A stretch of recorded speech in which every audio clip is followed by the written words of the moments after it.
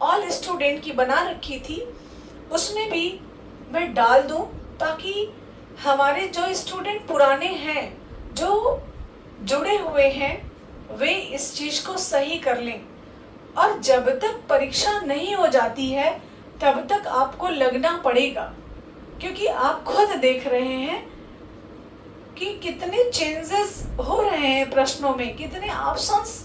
अभी हाल ही में प्रश्न आया था ना, सभी को पता है कि लॉस्ट वैक्स विधि से नृत्यांगना बनी थी या सिरे पर्दू विधि से बनी थी। तो जब ऐसे प्रश्न आ ही जाएंगे और हमें आंसर्स क्लियर नहीं होंगे तो बड़ी समस्या खड़ी होगी। इसलिए मैं जैसा कि आप सभी को मैंने बता रखा है, मैं 21 मई से फ्री रहूंगी, तो मैं खुद अध्ययन में लगूंगी और जो चीजें क्लियर नहीं है उनको मैं क्लियर भी करूंगी। तो आप लोग जो भी नोट्स आपके हैं, मैं ये नहीं कह रही हूँ कि उनको हटा दीजिए और नए नोट्स बना लीजिए, ये मैंने कभी नहीं कहा। नोट्स बहुत अच्छे आपने बना रखे हैं, मैंने बनवाए हैं, पढ़ाया हुआ भी सब सही है, लेकिन कुछ चीज़ें ऐसी हैं जो नई मिलेंगी, कुछ चीज़ें ऐसी रहेंगी जो चेंज होंगी और आंसर्स चेंज जरूर होंगे, ये आप समझ लीजिएगा। क्योंकि धीरे धीरे अनुभव होता है। जो ज्ञान मुझे है थोड़ा बहुत, वो सिर्फ और सिर्फ हमारे स्टूडेंट की ही देन है, नहीं तो मैं तो कुछ भी नहीं हूँ। तो ये स्टूडेंट का ही आज यहाँ तक पहुँचाने का श्रेय है। यदि आपने हमसे प्रश्नों को ना जिक्र किया होता तो शायद मैं भी उतना दिमाग वहाँ पर ना लगाती, शायद मैं भी ना समझ पाती कि सही क्या है गलत क्या है। क्योंकि अपने लिए तो पढ़ना नहीं है, सिर्फ आपके लिए पढ़ना है, आपके लिए पढ़ना है और पढ़ाते हैं इसलिए पढ़ना है। तो थोड़ा सा चेंज जरूर होगा प्रश्नों के उत्तरों में। तो प्लीज़ आप सभी स्टूडेंट से मेरा विनम्र अनुरोध है कि आप लोग अपने नोट्स में उसको कट करके या फर्स्ट ऑप्शन जो मैं अभी बता रही हूँ उसको लिख लें और सेकंड ऑप्शन जो पहले का लिखा हुआ है उसको भी रहने दें, ताकि रेफरेंस देखिए। जो आंसर जैसे प्राचीन काल की गुफा 13वीं है, गलत नहीं है, लेकिन उसमें भी एक बेहतर आंसर ढूंढने की तलाश हो रही है और ऐसे प्रश्न खूब आ भी रहे हैं। तो 13वीं भी जानिए और 12वीं भी जानिए और आंसर्स में आप जो वर्तमान समय में उत्तर बताए जा रहे हैं उन पर ध्यान दीजिए। बस मेरा यही आपसे कहना था। अब तो आज की क्लास में हम शुरू करेंगे फंडामेंटल आर्ट। फंडामेंटल आर्ट में हम पहले बात करेंगे कला क्या है, कला क्या है, कला की शुरुआत कहाँ से हुई, आखिर ये कला किस काल से आई है, इन सभी के विषय में बात करेंगे। नम्रता सिंह जी, आपने कुछ कमेंट्स किया है, कमेंट्स बहुत बड़ा है, आप क्लास को सुने, समझें, पढ़ें, इसके बाद हम आपको समय देंगे, आप अपनी बातों को आर्ट गंगा में रखें। बिल्कुल मैं सुनूंगी और जवाब भी दूंगी, ठीक। तो अभी जो पढ़ा रही हूँ ध्यान से सुने, इसके बाद आप सभी को समय दिया जाएगा अपनी बातों को कहने का। एक बात और मैं कहना चाहूंगी, 21 तारीख से ऑफलाइन टेस्ट शुरू हो रहा है। ये टेस्ट कहाँ होगा आप सभी को पता है, प्रयागराज में होगा। तो संभव नहीं है कि पूरे यूपी से स्टूडेंट जहाँ जहाँ रहते हैं, उत्तराखंड में रहते हैं, हिमाचल में रहते हैं, वो ज़रूरी नहीं है कि प्रयागराज आ सकें, कोई ज़रूरी नहीं है। लेकिन जो वास्तव में आ सकते हैं,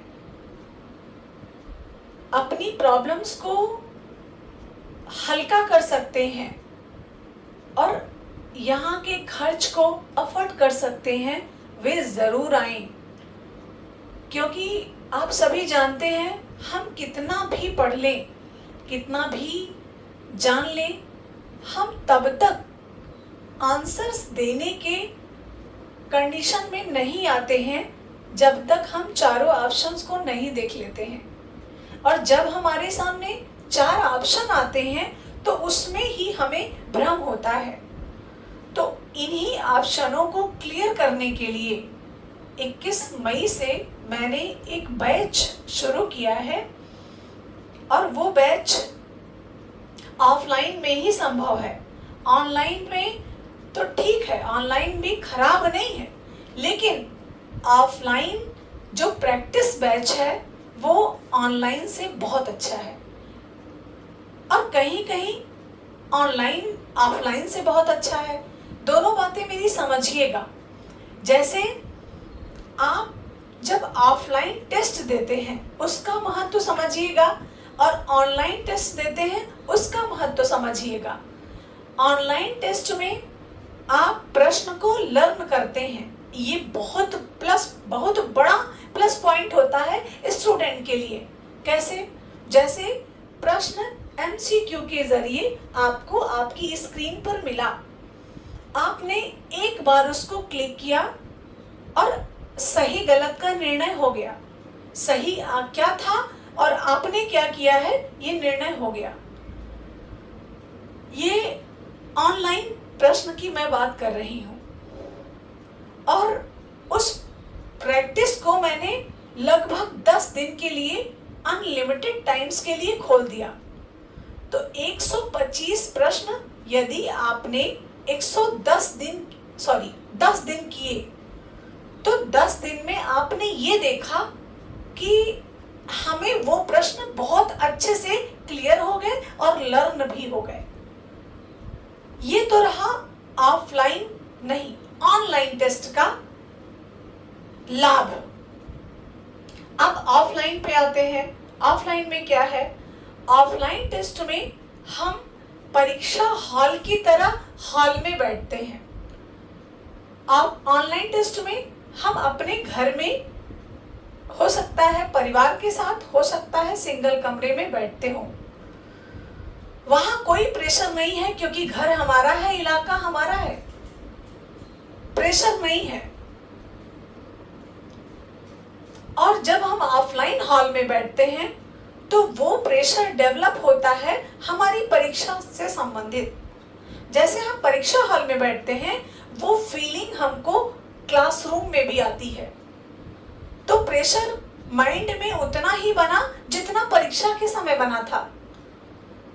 और लोगों को हमने देखा, लोगों के बीच में हमने पेपर दिया तो उसका रिजल्ट अलग होता है, उसका रिजल्ट अलग रहेगा। और जो हम अंदर एक कमरे में बैठकर देंगे उसका रिजल्ट अलग होता है। खुद के किए प्रैक्टिकल में और दूसरे के बताए आंसर में बहुत फर्क होता है। खुद की प्रैक्टिकल लाइफ होती है और कोई किसी की जीवनी अगर बताता है तो उसको हम समझ तो लेते हैं, लेकिन अपने जीवन में वो कैसे हम उसको लागू कर सकते हैं ये हम कभी नहीं समझ पाएंगे। क्यों? क्योंकि किसी ने बताया है हमको, हमारे साथ वो घटना हुई नहीं है। इसलिए तो जब हम प्रैक्टिकली बैठते हैं परीक्षा हॉल में, क्लासरूम में बैठ रहे हैं, उसका अलग इफेक्ट है। और ऑनलाइन घर में बैठकर एग्जाम देना अलग इफेक्ट डालता है। मैंने दोनों लाभ बताए हैं। एक मैंने बताया ऑफलाइन में आप ऑनलाइन में आप लर्न कर सकते हैं, सॉरी ऑफलाइन नहीं, ऑनलाइन में आप लर्न कर सकते हैं। आपको सारे प्रश्न लर्न हो जाएंगे बार बार। लेकिन ऑफलाइन में क्या होगा? ऑफलाइन में आपको अपनी क्षमता का पता चलेगा, आप अपना मूल्यांकन कर पाएंगे कि अभी हमें किस टॉपिक पर बात करनी है।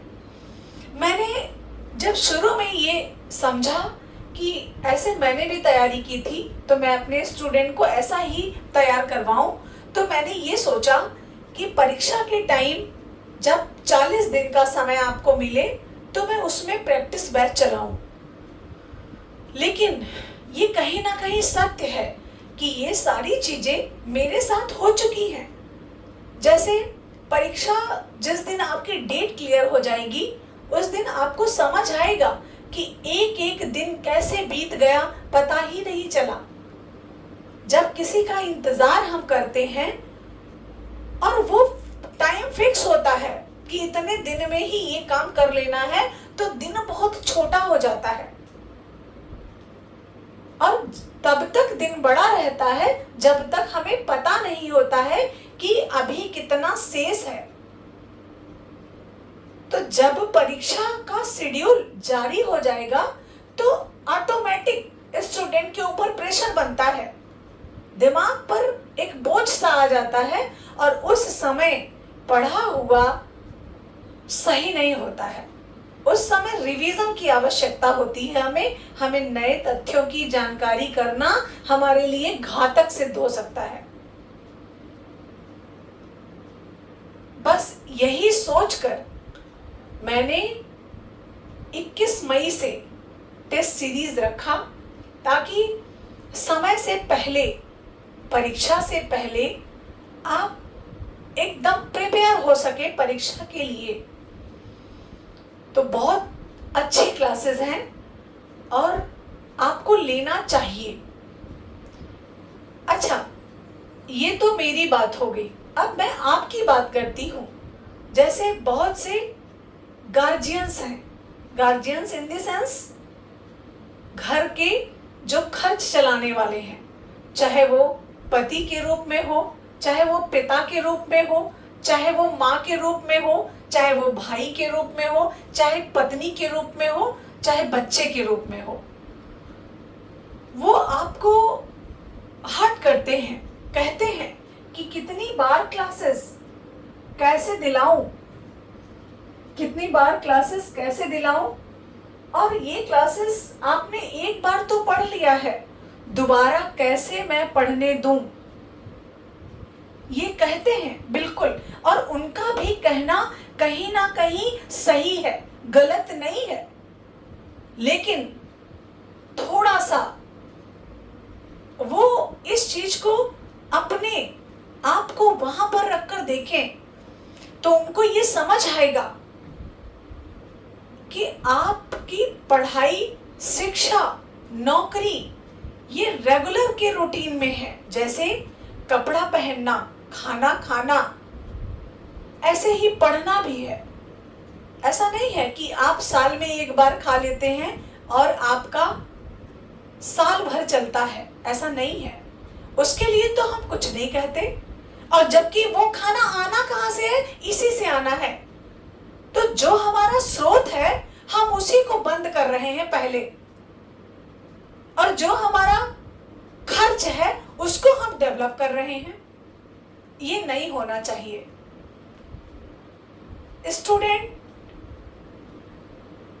स्टूडेंट तब बनता है जब वो नर्सरी में आता है, अपने घर से डायरेक्टली नर्सरी में पढ़ने जाता है, तो वो एक छात्र या छात्रा हो गया। क्या नर्सरी से ही उसको सफलता मिल गई है? नहीं ना। नर्सरी पढ़ेगा, फिर प्राथमिक पढ़ेगा, फिर माध्यमिक पढ़ेगा, फिर उच्चतर में जाएगा, फिर कंपटीशन देगा, और फिर कहीं उसको जाके नौकरी मिलेगी। ये प्रकृति का नियम है। तो इन चीजों को अभिभावक समझें और स्टूडेंट को मोटिवेट करें, चाहे वो उसकी पत्नी हो, चाहे वो उसका पति हो, चाहे बेटा हो, चाहे बेटी हो, चाहे बेटा ही पढ़ा रहा हो माँ को, वो इन बातों को समझे, जाने कि जरूरत है। और ये कंपटीशन का दौर है। ये कोई ये नहीं है कि 10 साल पहले का समय नहीं है, जो कुछ लोग तो जानते ही नहीं थे कि प्राविधिक कला जैसा भी कुछ होता है, नहीं जानते थे। आज का बच्चा बच्चा जानता है। जानते हैं, पहले के समय में शिक्षा एक ज्ञान के लिए लिया जाता था। लड़कियां पढ़ती थी, 4 अक्षर पढ़ लिया, चिट्ठी लिखने के लिए प्रिपेयर हो गई, इसके लिए पढ़ा जाता था।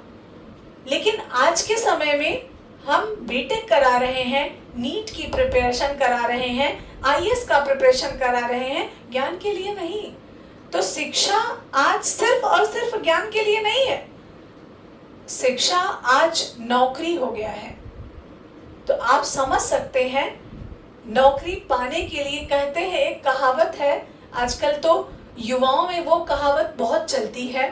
कहावत है कि यदि आज के समय में किसी को गवर्नमेंट जॉब मिल गई तो समझिए उसका पुनर्जन्म हुआ, उसका नया जीवन हुआ।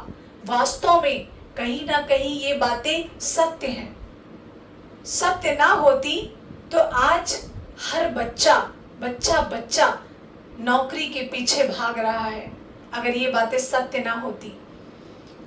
और एक बात ये भी हमारी जान लीजिए कि जिस चीज को हम पाना चाहें, चाहे वो कठिन से कठिन चीजें हों, किसी भी चीज को यदि हम पाना चाह रहे हैं और वास्तविकता है कि हम पाना चाह रहे हैं, तो निश्चित रूप से उसमें कोई दो राय नहीं है, आपको वो चीज जरूर मिलेगी। लेकिन हम कितना पाना चाह रहे हैं उसको, बस इतने पे ही सफलता सुनिश्चित होती है, इतने पे ही हो जाती है कि मेरी कितनी उसमें लगन है। और जितनी ही लगन, जितनी ही चाह होगी किसी चीज को पाने के लिए, हम उतनी ही जल्दी उसको प्राप्त कर लेंगे। आप सभी को पता है, हमारे स्टूडेंट को, कि माध्यमिक का परीक्षा का क्या हाल है। 1 साल वैकेंसी आ गई है तो 5 साल तक स्टूडेंट वेट करता है, और 5 साल में हो सकता है कि वो प्रिपेयर हो ही ना पाए दोबारा परीक्षा देने के लिए। बहुत सी चीजें हैं, प्रकृति का नियम है, आज कोई आया है कल कोई जाएगा, कल कोई आएगा कल कोई जाएगा, ये प्रकृति का नियम है। हमारी स्थितियां परिस्थितियां बदलेंगी, अनुकूल रहेंगी या विपरीत रहेंगी, पता नहीं है। तो जो वर्तमान समय में परिस्थितियां हैं, उन परिस्थितियों को चुनौतीपूर्ण लें और उसी पर कार्य करें। आने वाले समय में क्या होगा क्या नहीं होगा कोई नहीं जानता है। आज आप पढ़ रहे हैं, कल आप पढ़ने के योग्य होंगे या नहीं होंगे पता नहीं है। आपके घर की परिस्थितियां उस तरीके से होंगी या नहीं होंगी पता नहीं है। तो जो समय आपके पास है वो रमा दीजिए, पढ़ने में लगा दीजिए। पैसा तो देते ही है पढ़ने के लिए, समय तो देते ही है पढ़ने के लिए, सिर्फ एक जुनून पैदा कर लीजिए पढ़ने के लिए। और जिस दिन जुनून आ गया ना, उस दिन दुनिया की कोई भी ताकत आपको रोक नहीं सकती है सफल होने से। लेकिन सिर्फ एक जुनून की जरूरत है और कुछ नहीं। अगर भौतिक आवश्यकताओं से सफलता मिलती, भौतिक चीजों से सफलता मिलती, तो आज जो प्रथम राष्ट्रपति हुए, जो परमाणु बम के आविष्कारक हुए, वे ना होते। अभाव में सफलता को प्राप्त ना करते तो सफलता अभाव से और एकत्रित चीजों से नहीं मिलती है। सफलता सिर्फ और सिर्फ आपके जुनून से मिलती है। ये सारी बातें मैंने आपको इसलिए कही ताकि आपका जो ये मन सो गया है वो जगे, क्योंकि सारा काम मन से ही है। और जब मन जग जाएगा ना, तो देर नहीं लगेगी किसी भी काम को करने में। और जब तक मन सो रहा है तब तक कुछ हासिल भी नहीं हो सकता है। तो मन को जगाइए और अपना 100% अपनी पढ़ाई में लगाइए। समय ज्यादा नहीं है। बहुत से लोगों का कहना होगा कि अरे बहुत टाइम है। टाइम नहीं है। मैंने बताया ना कि परिस्थितियां समान नहीं होती हैं। आज हम पढ़ ले रहे हैं, कल हो सकता है हम ना पढ़ पाए। हो सकता है आज हम आपको पढ़ा रहे हैं, कल हम ही ना रहें। ऐसा भी हो सकता है। तो जो चीजें जब मिले उसको उतने समय में खींच लीजिए, ग्रहण कर लीजिए। आने वाला समय आपका हो या ना हो पता नहीं है। चलिए अब हम अपनी बातों को यहीं पर रोकते हैं और आज की क्लास में शुरू करते हैं फंडामेंटल आर्ट। और फंडामेंटल आर्ट में हम सबसे पहले तो यही जान लेते हैं कि कला है क्या, ये कहाँ से आई है, इसका मूल नाम क्या था, वर्तमान नाम क्या था, ये शुरू कहां से हुई, इसका अंत कहां से कहां तक हुआ। जब हम सारी बातों को एक कहानी की तरह, एक थीम की तरह जान लेते हैं ना, तो उसमें से चाहे जितने प्रश्न आए हम सब बता लेंगे। और हम सिर्फ 4 लाइनों में किसी की किताब को मैंने पढ़ा दिया, उससे हम बहुत बड़ा ब्रॉड सिलेबस कवर नहीं कर सकते, कभी नहीं कर सकते। जैसे मैंने एक उदाहरण दिया और हमेशा देती हूं, यदि आप पूरा यूपी घूमे हो, पूरा बिहार घूमे हो, तो आप एक छोटी सी जगह के विषय में बता सकते हो। लेकिन यदि आपने छोटी सी जगह घूमी है, रहे हैं, काम किया है, तो आप पूरी यूपी के विषय में नहीं बता सकते। ऐसे ही कला है हमारी, ऐसे ही हमारा सब्जेक्ट है, और ये हमारा पूर्णता हमारी परीक्षा पर डिपेंड करता है, हमारी सफलता पर डिपेंड करता है। अगर हमने सिलेबस को बहुत अच्छे से समझा है तो हम कहीं से भी प्रश्नों के उत्तर दे सकते हैं। और हमने सिर्फ 2-4 गाइड्स पढ़ ली हैं, उनसे हमने समझा नहीं है, उनसे हमने सिर्फ सीखा है कि इसका उत्तर ये होगा, और जैसे ही घुमाने का प्रयास किया एग्जामिनर, हम धराशायी हो जाते हैं। जानते हैं क्यों? क्योंकि हमें बहुत बड़ा विस्तार नहीं पता उसका, इसीलिए धराशायी हो जाते हैं। और जब पूरा पता है, मदर के बारे में भी, फादर के बारे में भी, सिस्टर के बारे में भी, ब्रदर के बारे में भी, यानी पूरे परिवार के बारे में जब चीजें पता है, तो हमें दिक्कत नहीं आएगी किसी को समझने के लिए। फंडामेंटल कब आया, बंगाल शैली कब गई, राजस्थानी शैली ने कैसे प्रवेश लिया, भित्ति चित्रकला खत्म हुई, कब खत्म हुई, लघु चित्रकला आने का कारण क्या था, जब हमने सब जान लिया तो बहुत आसान है। और यही मैं आपको क्लास में बताना चाहती हूँ, समझाना चाहती हूँ कि पढ़िए, समझिए, लिखिए और रटिए, सारा काम आपको करना पड़ेगा। और इतना करेंगे तो एक ना एक परीक्षा में, इसी परीक्षा में या आने वाले, हो सकता है अभी बहुत से लोग एलिजिबल भी ना हो, तो आपको सफलता जरूर मिलेगी, इसमें कोई संदेह नहीं है। चाहे कोई कुछ भी लिखे, कहे। बहुत से लोगों ने तो कई बार मुझे ये भी कहा कि आपके क्लासेस से बहुत चैन होते हैं, ऐसे तो सभी लोग कह देते हैं। लेकिन हमारे स्टूडेंट जानते हैं कि ये कौन लोग हैं जो लिखते हैं इन चीजों को। ये वही हैं जो बिजनेस करते हैं, ये वही टीचर्स हैं, वही इंस्टीट्यूट वाले हैं जो सिर्फ और सिर्फ 2-1 गाइडों से 4 अक्षर बोर्ड पर लिख देते हैं। लेकिन जिसने नौकरी हासिल की है, जिसने सफलता पाई है, उसको पता है कि वो कहां से पढ़ा है और उसको सफलता कैसे मिली है। बाय नेम मैं अनाउंसमेंट करती हूँ, बाय नेम मैं जगह का नाम, वीडियो, सब कुछ बाय नेम